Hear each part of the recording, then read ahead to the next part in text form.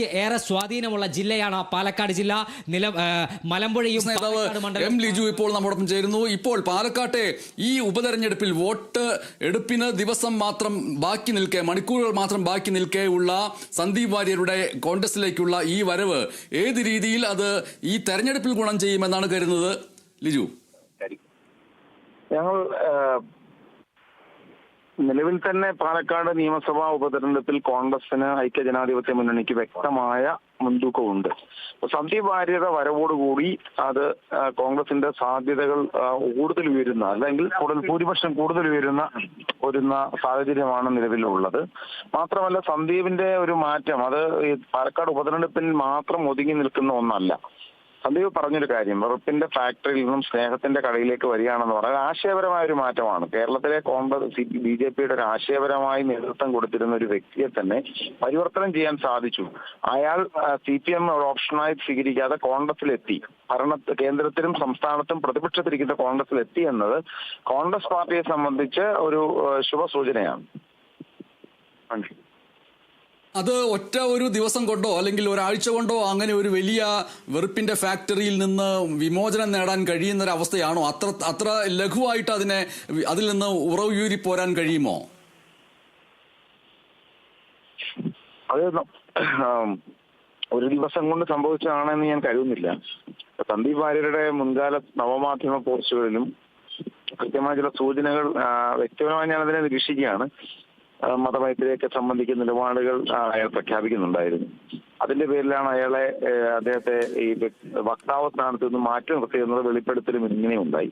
ഒരു മനുഷ്യന്റെ മനപരിവർത്തനമാണല്ലോ ഗാന്ധിജി പറഞ്ഞിട്ടുള്ളതും അത് തന്നെയാണ്. മനുഷ്യന്റെ ഉള്ളിൽ നന്മയുടെ ഒരു വിളക്കുണ്ട് തീർച്ചയായും എല്ലാ മനുഷ്യരുടെയും മുന്നിൽ. അപ്പൊ ആ പരിവർത്തനത്തിലൂടെ അദ്ദേഹം കോൺഗ്രസിന്റെ മതേതര ജനാധിപത്യ പാരമ്പര്യത്തിലെത്തി, പാതയിലെത്തി എന്നത് നല്ല കാര്യം തന്നെയാണ്. ഇക്കാലങ്ങളിൽ ഉടനീളം സംഘപരിവാർ ആശയങ്ങൾ അതിതീവ്രമായിട്ട് സാമൂഹ്യ മാധ്യമങ്ങളിലൂടെയൊക്കെ മുന്നോട്ട് വെച്ച ആ വ്യക്തി ആദ്യം അതുമായി ബന്ധപ്പെട്ട് അത്തരം കാര്യങ്ങൾക്ക് മാപ്പ് പറഞ്ഞതിന് ശേഷം ഇടതുപക്ഷത്തേക്ക് പരിഗണിക്കാമെന്നുള്ള രീതിയിൽ വാർത്തകൾ ഒരു ഭാഗത്ത് സജീവമാണ്. അങ്ങനെ ഒരു മാപ്പ് അഭ്യർത്ഥിക്കൽ കോൺഗ്രസ് ആഗ്രഹിച്ചിരുന്നുവോ? അങ്ങനെ മാപ്പ് അഭ്യർത്ഥിക്കുന്ന CPM നേതാക്കന്മാരെ പറഞ്ഞായിട്ട് ഞാൻ കണ്ടില്ല. ഞാൻ കണ്ട പ്രസ്താവനകളെല്ലാം തന്നെ MP രാജേഷ് പറഞ്ഞ ഒരാൾ തെറ്റിന്റെ പാതയിൽ നിന്ന് ശരിയിലേക്ക് നല്ലതാണ്. AK ബാലൻ പറഞ്ഞു നല്ല വ്യക്തിയാണ്. അപ്പൊ എല്ലാം തന്നെ സന്ദീപ് എന്ന വ്യക്തിയുടെ ക്വാളിറ്റി അവരുൾപ്പെടെ അംഗീകരിച്ചു. പിന്നെ ആ CPMലേക്ക് വരുന്ന പ്രോസസ്സിനെ കുറിച്ചും അവർ സ്വാഗതം ചെയ്യുകയാണ് ചെയ്തത്. ഞങ്ങളെ സംബന്ധിച്ച് ഒരാള് മുൻകാല ചെയ്തികളെ പരസ്യമായി മാപ്പ് പറയുന്നില്ലല്ല, പ്രവൃത്തിയിലാണ് കാര്യം. അദ്ദേഹം പറച്ചിൽ പറഞ്ഞു കഴിഞ്ഞു, വെറുപ്പിന്റെ ഫാക്ടറിയിൽ സ്നേഹത്തിലേക്ക് എത്തി എന്ന് പറഞ്ഞു. ഇനി അദ്ദേഹം കോൺഗ്രസിൽ പ്രവർത്തിച്ച് അദ്ദേഹത്തിന്റെ പ്രവൃത്തിയിലൂടെ ഭൂതകാലത്തിന്റെ തെറ്റുകളെ തിരുത്തും. അങ്ങനെയാണ് ശരി. സന്ദീപ് വാര്യർ BJPയുമായിട്ട് എതിർക്കുന്ന ഒരു ഘട്ടം എത്തിയ സമയത്ത് CPI സംസ്ഥാന സെക്രട്ടറി അവരുടെ പാർട്ടിയിലേക്ക് ഈ BJPയുടെ ആശയങ്ങൾ ഉപേക്ഷിച്ച് വരികയാണെങ്കിൽ സ്വാഗതം ചെയ്തിരുന്നു. അതേപോലെ തന്നെ CPIM നേതാക്കളും ആ രീതിയിൽ സ്വാഗതം ചെയ്തിരുന്നു. അതിന്റെ എല്ലാം അടിസ്ഥാനത്തിൽ സർവ്വസ്വീകാരനായ ഒരു വ്യക്തി എന്നുള്ള നിലയ്ക്കുള്ള ഒരു പ്രതിച്ഛായ ഉണ്ടാവുകയും ചെയ്തു. സ്വാഭാവികമായിട്ടും ഇനി സന്ദീപ് വാര്യരെ CPIയും പോലുള്ളവർ ഈ പറഞ്ഞ കാര്യത്തിന്റെ പേരിൽ എതിർക്കാൻ സാധ്യതയില്ലാത്ത രീതിയിൽ അവർ പ്രതിരോധത്തിലായിട്ടുണ്ടോ? അല്ല, അത് ഒരാൾക്കൊരു വ്യക്തിക്ക് എല്ലാ രാഷ്ട്രീയ പാർട്ടിയിൽ നിന്നും എല്ലാ പാർട്ടിയിൽ നിന്നും സ്വാഗതം ലഭിക്കുന്ന ഒരു സ്വീകാര്യതയാണ്. സന്ദീപ് വാര്യർ ഒരു ക്വാളിറ്റി ഉള്ള വ്യക്തിയാണെന്നുള്ള സൂചനയാണത്. നല്ല കാര്യം തന്നെയാണ്. ഇപ്പൊ CPM ഇനിയിപ്പോ കോൺഗ്രസ്സുകാരനെ പ്രവർത്തിക്കുമ്പോൾ CPMന്റെയും CPIയുടെയും നേതാക്കൾ അദ്ദേഹത്തെ എതിർക്കുന്നത് അത് അവരുടെ രാഷ്ട്രീയ എതിർപ്പാണ്. വ്യക്തിപരമായി അവർക്കിനി എതിർക്കാൻ സാധിക്കില്ലല്ലോ. ഈ സന്ദീപ് വാര്യരുടെ മാതൃക സ്വീകരിച്ചുകൊണ്ട് മറ്റുള്ളവർ കൂടി അടുത്ത ദിവസങ്ങളിൽ കോൺഗ്രസിൽ പ്രവേശിക്കുമെന്നുള്ള സാധ്യതകൾ സന്ദീപ് വാര്യരിൽ നിന്ന് തന്നെ ലഭിച്ചിട്ടുണ്ടോ? കൂടുതൽ ആളുകൾ കോൺഗ്രസിന്റെ പാതയിലേക്ക്, കോൺഗ്രസ് മുന്നോട്ട് വെക്കുന്ന ജനാധിപത്യത്തിന്റെയും മതേതരത്വത്തിന്റെയും മതസൗഹാർദ്ദത്തിന്റെയും സൗഹൃദത്തിന്റെയും ഒരു പാതയിലേക്ക് കൂടുതൽ ആളുകൾ കടന്നു വരുന്നത് സ്വാഗതാർഹമാണ്. സന്ദീപ് വഴി കൂടുതൽ ആളുകൾ വരട്ടെ.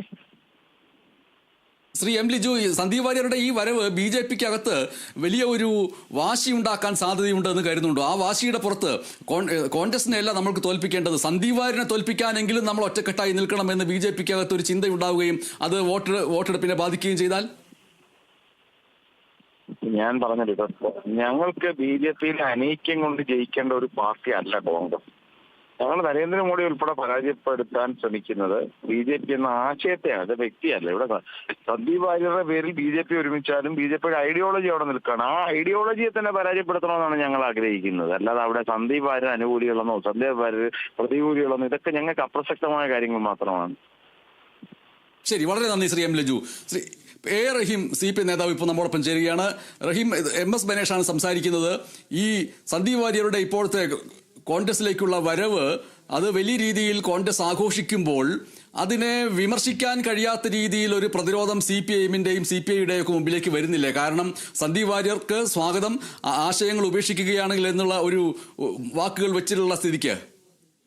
അല്ല, അത് പറയാം. CPIഎം ഔദ്യോഗികമായ ഒരിടത്തും സന്ദീപ് വാര്യർ വരൂ സ്വാഗതം എന്നൊരു നിലപാട് പറഞ്ഞിട്ടില്ല. സന്ദീപ് വാര്യർ BJPയിൽ നിന്ന് ഇടഞ്ഞു നിന്ന സന്ദർഭത്തിൽ CPIഎമ്മിന്റെ പല നേതാക്കളോടും മാധ്യമങ്ങൾ സന്ദീപിനെ കുറിച്ചുള്ള അഭിപ്രായങ്ങൾ തേടി. സന്ദീപ് CPIഎമ്മിലേക്ക് വരുമോ, അദ്ദേഹം ചർച്ച നടത്തുന്നുണ്ടോ, ഇത്തരം അഭ്യൂഹങ്ങൾക്കും വാർത്തകൾക്കുമിടയിൽ വാർത്തകൾ തേടിയെത്തി ചോദ്യങ്ങൾ ചോദിച്ചിരുന്നു. അതിനോട് CPIഎമ്മിന്റെ നേതാക്കൾ, സുമന്ത്രരായ നേതാക്കളിൽ ചിലർ അഭിപ്രായ പ്രകടനം നടത്തിയിട്ടുമുണ്ട്. ആ അഭിപ്രായം എന്ന് പറയുന്നത് CPIഎമ്മിന്റെ ഏതൊരു രാഷ്ട്രീയ പാർട്ടിയിലും പ്രവർത്തിക്കുന്ന ആളുകളോടുള്ള പൊതു നിലപാടാണ്. സന്ദീപ് എന്ന് പറയുന്ന വ്യക്തിയല്ല ഞങ്ങൾ എതിർക്കുന്നത്, അങ്ങനെയുള്ള പൊതുവായ നിലപാടാണ്. തീർച്ചയായും അങ്ങനെ നിൽക്കാണ്. BJPയിൽ പ്രവർത്തിച്ചിരുന്ന നിരവധി പേർ CPIഎമ്മിന്റെ ഭാഗമായിട്ടുണ്ട്, ഇനിയും ആയേക്കാം. പക്ഷെ